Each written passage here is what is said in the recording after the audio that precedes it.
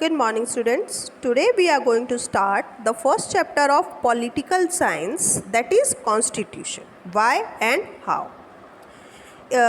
Political science इस book में हम क्या पढ़ेंगे? पॉलिटिकल साइंस में about the working of Indian constitution, about the institutions of government, their functions, about their powers, ठीक है। और सोसाइटी के लिए ये जो गवर्नमेंट इंस्टीट्यूशंस हैं, कॉन्स्टिट्यूशन है, वो क्या करता है, किस तरह से सोसाइटी के एस्पिरेशंस को और उनके फेथ को फुलफ़िल करता है, ये सब हम इस बुक में पढ़ेंगे। So this chapter is about only constitution. इस चैप्टर में हम सिर्फ संविधान के बारे में पढ़ेंगे, है ना। तो शुरू करने से पहले हमें ये जानना ज़रूरी है that what is constitution. Constitution क्या है? लास्ट ईयर भी जो बच्चे हैं 10th में थे, जो उन्होंने उस समय मैंने आपको पढ़ाया होगा constitution, you may be remembered, but फिर भी मैं बता देती हूँ कॉन्स्टिट्यूशन क्या है। It is a rule book of a nation. किसी भी राष्ट्र का एक नियम पुस्तिका आप कह सकते हो होता है। ये एक ऐसा डॉक्यूमेंट है जो उस देश में रहने वाले लोगों के फेथ और एस्पिरेशंस को फुलफ़िल करने के लिए बनाया जाता है। ये जो डॉक्यूमेंट है, जो कॉन्स्टिट्यूशन है, वो उस देश में, जिस देश का वो कॉन्स्टिट्यूशन है, वहाँ का फंडामेंटल और सुप्रीम लॉ होता है, कानून निर्धारित करता है। साथ ही जो कॉन्स्टिट्यूशन है वो फ्रेमवर्क सेट करता है वेरियस गवर्नमेंट ऑर्गन्स के लिए। जो गवर्नमेंट के ऑर्गन्स हैं, एग्जीक्यूटिव, लेजिस्लेटर और जुडिशियरी, इनका फ्रेमवर्क क्या है, ये इनके फंक्शंस क्या हैं, उनको ये और उनकी लिमिट्स क्या हैं, ये डिसाइड करता है कॉन्स्टिट्यूशन। समझ में आया? Now we shall know about that why do we need a constitution. हमें कॉन्स्टिट्यूशन की क्या ज़रूरत है ना। ज़रूरत क्यों है हमें कॉन्स्टिट्यूशन की? उसके लिए कुछ पॉइंट्स में मैंने इसको पॉइंट्स कुछ लिखे हैं और मैं उसे आपको डिटेल करके बताऊंगी, है ना। To provide a set of basic rules that allow for minimal coordination among members of a society, this is the first function of constitution, है ना। फर्स्ट जो इसका फंक्शन है वो क्या है? जो कॉन्स्टिट्यूशन है उसके फंक्शंस के कारण ही हमें इसकी ज़रूरत है ना। तो इसका फर्स्ट फंक्शन क्या होता है? पहला काम क्या होता है कॉन्स्टिट्यूशन का कि ये जो उस सोसाइटी में रहने वाले अलग अलग मेंबर्स हैं, है ना, उनके बीच में कोऑर्डिनेशन बनाने के लिए एक बेसिक रूल्स का सेट प्रोवाइड करता है। Like in India has a variation of language, variation of religion, variation of food habits, variation of climates, variation of physical features, है ना। rather than all of us are one Indian, है ना। इतने अलग अलग लोग हैं हमारे देश में, लेकिन फिर भी हम सब में समन्वय है। हम सब कहीं ना कहीं बंधे हुए हैं। किससे बंधे हुए हैं? कॉन्स्टिट्यूशन से। एक आसाम में रहने वाले व्यक्ति को जो राइट्स हैं वही सेम राइट्स हमें भी हैं। जैसे वो भारत का नागरिक है, हम भी भारत के नागरिक हैं। और भी जो जस्टिस है, जुडिशियरी के जो अधिकार हैं, उसको वही सेम अधिकार हमें भी है। ये कैसे डिसाइड हुआ है? With the constitution. कॉन्स्टिट्यूशन ने सोसाइटी में रहने वाले हर मेंबर के लिए एक बेसिक रूल्स बना करके सब में कोऑर्डिनेशन इस्टेब्लिश किया है। ओके, सो इसलिए हमें कॉन्स्टिट्यूशन की ज़रूरत है, ताकि जो अलग अलग लोग हैं वो अपनी मनमानी ना करें और एक दूसरे से जुड़े रहें। उनको पता रहे कि हमें किस रूल को मान करके आगे बढ़ना है। Then second function is The second function of a constitution is to specify who has the power to make decision in a society. अब इतना बड़ा देश है, इतने सारे लोग हैं, तो कोई भी हर कोई डिसीज़न अगर लेने लगा तो फिर ये देश तो नहीं चल सकता इतना बड़ा, है ना। तो इसके लिए जो कॉन्स्टिट्यूशन है वो स्पेसिफाई करता है कि डिसीज़न लेने का पावर किसको है सोसाइटी में, और गवर्नमेंट कैसे बनेगी ये भी डिसीज़न कौन लेता है? कॉन्स्टिट्यूशन। ठीक है। जैसे हमारे देश में या किसी भी देश में जो पावर लेने का डिसीज़न होता है, डिसीज़न लेने का जो पावर होता है वो किसको होता है? पार्लियामेंट को होता है ना। लॉज कौन बनाता है? पार्लियामेंट, है ना। इट मीन्स डिसीज़न लेने का अधिकार किसको है? पावर किसको है? पार्लियामेंट को। तो और ये पार्लियामेंट का जो गठन है जो पार्लियामेंट कॉन्स्टिट्यूट होती है वो भी किन लॉज के बेस पर होती है? जिनके उन लॉज के बेस पर बनती है जिसे कॉन्स्टिट्यूशन ने निर्धारित किया है। Got it? तो सेकंड इसका जो फंक्शन है वो क्या है? Specify the power to make decision in a society, है ना। Then to sets third function of it is, third function क्या है? Third function of a constitution is to sets some limits on what a government can impose on the citizen, है ना। Government जो citizen पर लागू करती है उस पर लिमिट तय करना, किस हद तक जो गवर्नमेंट है वो सिटीज़न पर अपने अधिकारों का उपयोग कर सकती है। These limits are the fundamental in sense that government may never trespass थे, है ना। इसका मतलब क्या है कि जो गवर्नमेंट बनाई जाती है तो गवर्नमेंट को इतनी पावर मिल जाती है ना, लेकिन उस पावर पर भी लिमिट्स लगाए जाते हैं कॉन्स्टिट्यूशन के थ्रू, ताकि जो गवर्नमेंट है अपनी मनमानी ना कर पाए। जैसे देश में रहने वाला कोई भी व्यक्ति है तो जो जुडिशियरी है या पुलिस व्यवस्था है वो उसको बिना मतलब लेके जेल में नहीं डाल सकती, है ना। किसी भी व्यक्ति को उठाया और जेल में डाल दिया, ऐसा नहीं हो सकता ना। उसके लिए भी कुछ बेसिक रूल्स हैं, है ना। तो इसीलिए इस तरह से कुछ बेसिक रूल्स बना करके कॉन्स्टिट्यूशन ने गवर्नमेंट की पावर्स को लिमिटेड किया है, उसको चेकआउट किया है, ताकि गवर्नमेंट अपनी मनमानी ना कर सके। ये जो लिमिट्स हैं ये फंडामेंटल है। किस सेंस में फंडामेंटल है? कि जो गवर्नमेंट है वो कभी भी अपनी मनमानी नहीं कर सकती। Okay. Then fourth function is to enable the government to fulfil the aspiration of society and create conditions for a just society, है ना। फोर्थ फंक्शन क्या है कॉन्स्टिट्यूशन का? गवर्नमेंट को एनेबल करना, है ना, कि वो उस सोसाइटी में, उस कंट्री में रहने वाले लोगों के एस्पिरेशंस को फुलफिल करे। जिन आकांक्षाओं को लेकर के उस देश की जनता ने गवर्नमेंट बनाई है, जिन आकांक्षाओं को पूरा करने के लिए लोगों ने वहाँ की सरकार को चुना है, उनको फुलफ़िल करे गवर्नमेंट, है ना। और उनकी ऐसे कंडीशंस क्रिएट करे कि सोसाइटी में शांति और बनी रहे, और जो लोग हैं उस सोसाइटी में रहने वाले, उनकी ज़रूरतें, उनकी एस्पिरेशंस और उनके फेथ्स जो हैं फुलफ़िल हो सकें। ठीक है। तो कहने का मतलब कि कॉन्स्टिट्यूशन ये निर्धारित करता है कि जो गवर्नमेंट है वो पूरी तरीके से उस सोसाइटी में, उस देश में रहने वाले लोगों के मूलभूत अधिकारों को सुरक्षित रखे और उनके हित में काम करे। ठीक है। उस देश की जनता के लिए ही अपने सारे लॉज बनाए और अपनी पावर का यूज़ करे। Okay.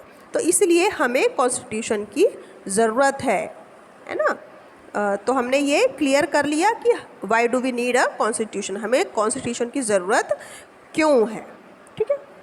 Now next is the fundamental identity of a people, है ना।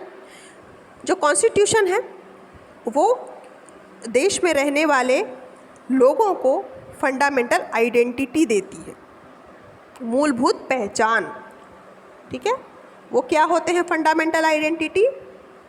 Political identity and moral identity. Two identities are there. Political identity क्या है? क्यों देती है गवर्नमेंट जो कॉन्स्टिट्यूशन है? By providing certain basic norms and principles. Political identity से मतलब क्या है कि उस देश में रहने वाला जो व्यक्ति है उसको कुछ बेसिक नॉर्म्स और प्रिंसिपल प्रोवाइड किए जाते हैं जिससे कि उसको पॉलिटिकल पहचान मिलती है उस देश में, है ना। जैसे भारत में रहने वाला जो व्यक्ति है पूरे वर्ल्ड में अगर कहीं भी जाता है तो वो अपनी एक पॉलिटिकल आइडेंटिटी लेके जाता है कि मैं भारत का नागरिक हूँ। उसको कुछ ऐसे डॉक्यूमेंटेशन किया जाता है, उसके कुछ डॉक्यूमेंट्स बनाए जाते हैं, जैसे कि आधार कार्ड बना है हमारा, है ना। तो विश्व के वर्ल्ड के किसी भी कोने में जाएगा तो उसकी पहचान क्या होगी? सिटीज़न ऑफ इंडिया, भारत का नागरिक। तो इस तरह से पॉलिटिकल आइडेंटिटी देती है जो कॉन्स्टिट्यूशन है। कैसे देती है? By providing certain basic norms and principles. Moral identity, moral पहचान लोगों को कैसे मिलती है, कैसे देती है constitution? Bye setting authoritative constraints with in which one pursues individual aspirations, goals and freedom.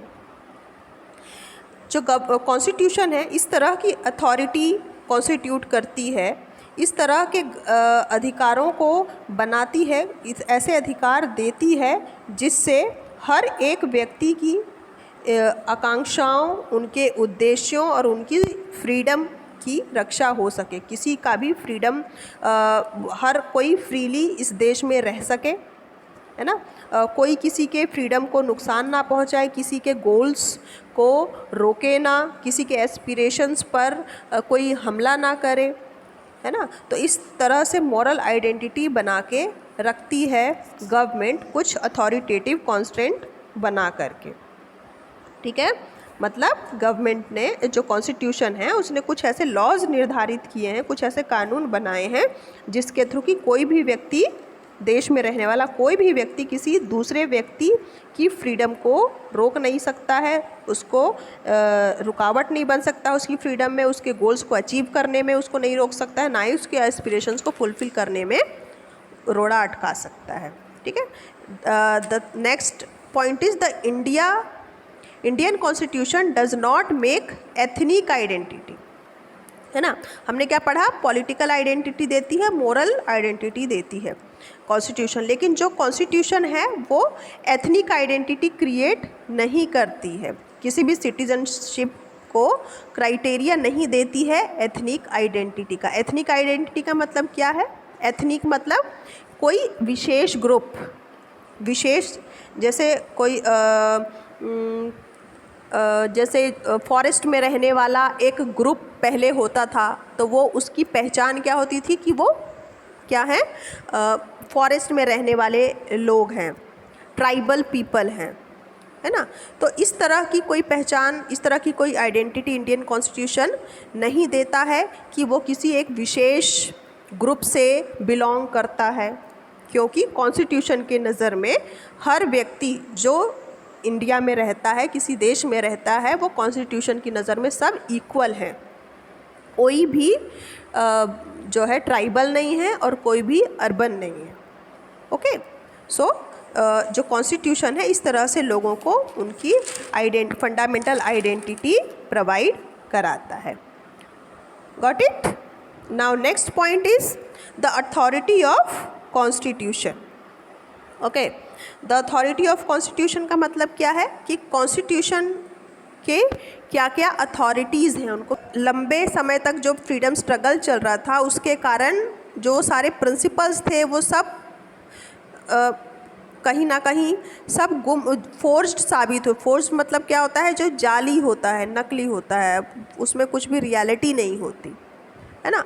तो फ्रीडम स्ट्रगल जो चला लंबे समय तक हमारे देश में, तो उस दौरान जो कॉन्स्टिट्यूशन के जो भी प्रिंसिपल्स थे वो सब गलत साबित हुए।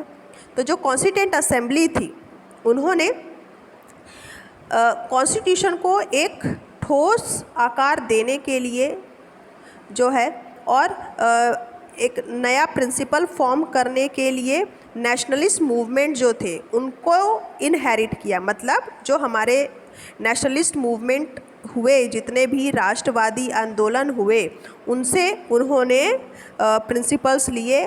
उसके दौरान, नेशनलिस्ट मूवमेंट के दौरान जो भी प्रिंसिपल्स बनाए गए थे उन पार्टीज़ के द्वारा, तो उनको इनहेरिट किया उन्होंने और उसके बेस पर प्रिंसिपल्स बनाए और इस तरह से कॉन्स्टिट्यूशन को एक ठोस आकार दिया। ठीक है। The best summary of the principles that the nationalist movement brought to the Constituent Assembly is the objective resolution moved by Pandit Nehru ji, है ना।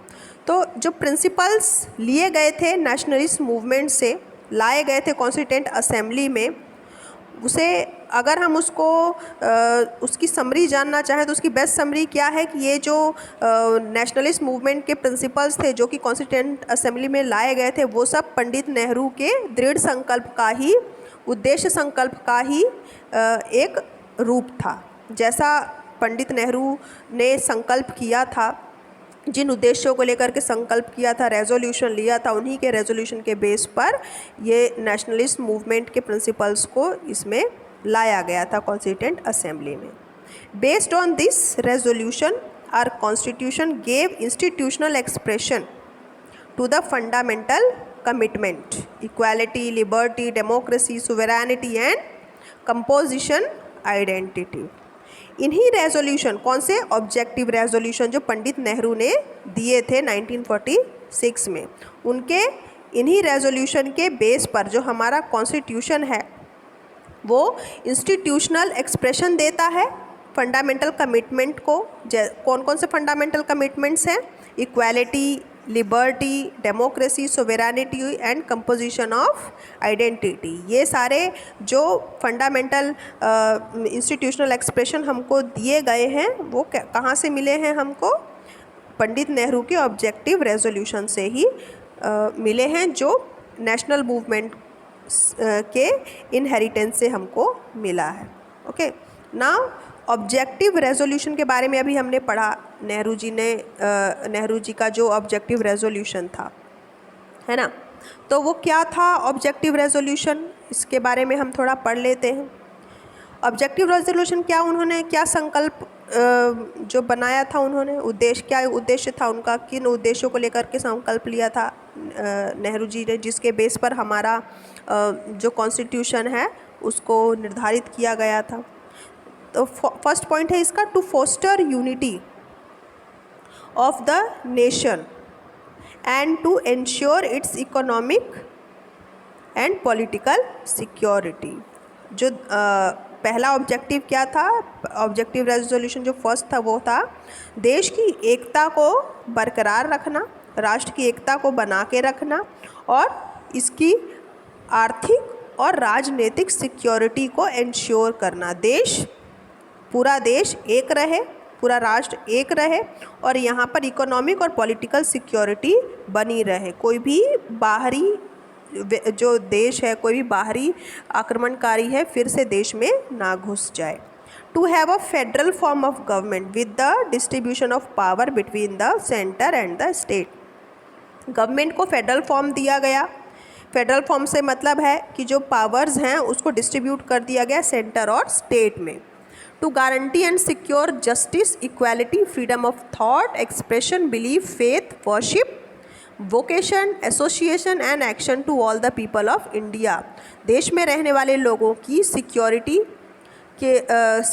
उनकी जस्टिस, उनकी इक्वालिटी, उनके थॉट्स को फ्रीडम मिले, एक्सप्रेशन को वो फ्रीली एक्सप्रेस कर पाएँ, अपने बिलीव्स को मान सकें, अपने फेथ और वर्शिप को वो फॉलो कर सकें, वोकेशन ले सकें, जो भी व्यवसाय अपनाने चाहे मतलब वो अपना सकें, एसोसिएशन फॉर्म कर सकें और जो देश के लोग हैं उनकी सुरक्षा के लिए और उनके equality, freedom, belief, faith, vocation, association के लिए पर ही ये ऑब्जेक्टिव रेजोल्यूशन आधारित थे।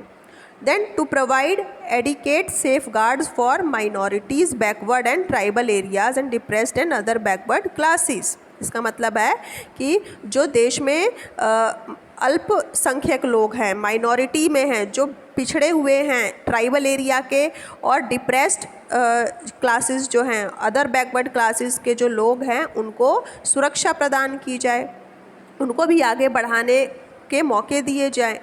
Then to maintain the integrity of territory of the republic, देश की एकता और अखंडता को मेंटेन करना और देश को एक सोवेरियन राइट देना, है ना, लैंड, सी एंड और according to the law of civilised nation, जो सभ्य देशों के लिए कानून जो बनाए जाते हैं उसी के अकॉर्डिंग हमारे देश को भी सोवेरियन राइट देना। Then to attain rightful and honoured place in the world and make willing contribution to the promotion of the world peace and welfare of mankind, है ना। हमारे देश में जो है लोगों को हमारे देश को एक ऑनर्ड प्लेस बनाना, है ना, एक ऐसा देश बनाना जिसको पूरा विश्व माने और जो हमारा देश है वो पूरे विश्व में पीस और वेलफेयर के लिए जाना जाए, उसको प्रमोट करे, विश्व शांति और विश्व कल्याण को प्रमोट करे। एक ऐसा देश बनाने का दृढ़ संकल्प लिया था पंडित नेहरू ने, और उनके इन्हीं संकल्पों के आधार पर जो है हमारा ये कॉन्स्टिट्यूशन बनाया गया है। देन इंस्टीट्यूशनल अरेंजमेंट, जो इंस्टीट्यूट्स बनाए गए हैं अलग अलग गवर्नमेंट के, जो इंस्टीट्यूट्स हैं इतने सारे, वो उनका क्या अरेंजमेंट कैसे किया गया है ना।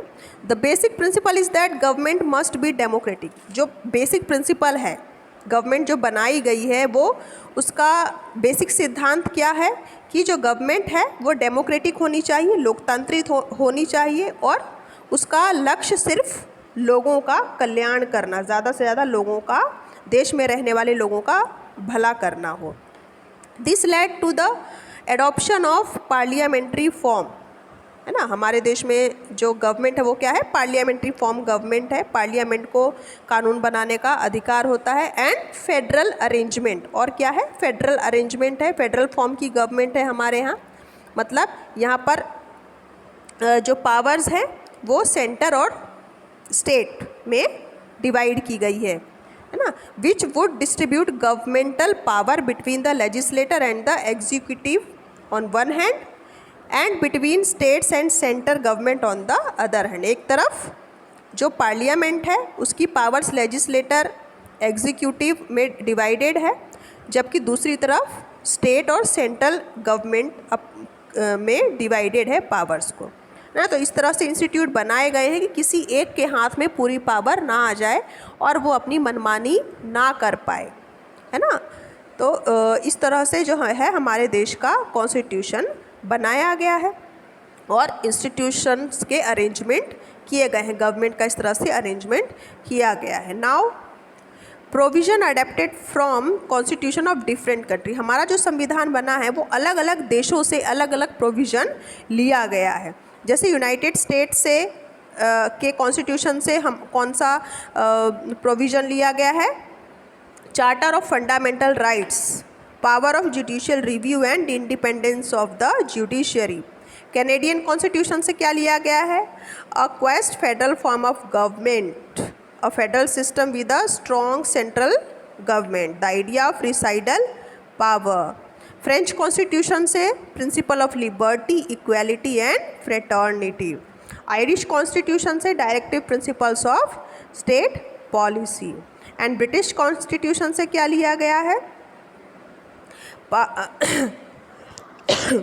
Parliamentary form of government, the idea of the rule of law, institution of the speaker and his or her role and law making procedure. तो इस तरह से जो है इन सभी देशों के प्रोविज़न्स को लेकर के हर देश के जो संविधान हैं उन सब के अच्छी जो प्रोविज़न है उनको लेकर के हमारे देश का संविधान बनाया गया है। इसीलिए जो इंडिया का कॉन्स्टिट्यूशन है वो वर्ल्ड का लार्जेस्ट कॉन्स्टिट्यूशन है। Okay, now this chapter is finished and read this chapter nicely. And explanation आप बहुत ही केयरफुली सुनिए, बिकॉज़ इतना वास्ट चैप्टर आप रीड करके नहीं समझ सकते हैं, इसलिए मैंने इसको कुछ शॉर्ट नोट्स बना दिए हैं। मैं आपको वो नोट्स सेंड कर दूंगी आपके ग्रुप में, आप उसे कॉपी में नोट कर लेंगे और उसको लर्न करने की कोशिश करेंगे। Okay, then I will give you the exercise of this chapter. And मुझे पता है कि थोड़ा सा वीडियो बड़ा हो जाता है, long, it's too quite long, but if you feel that then you can watch it in 2 parts. Okay, but please watch the whole video and listen the explanation very carefully. Okay, good.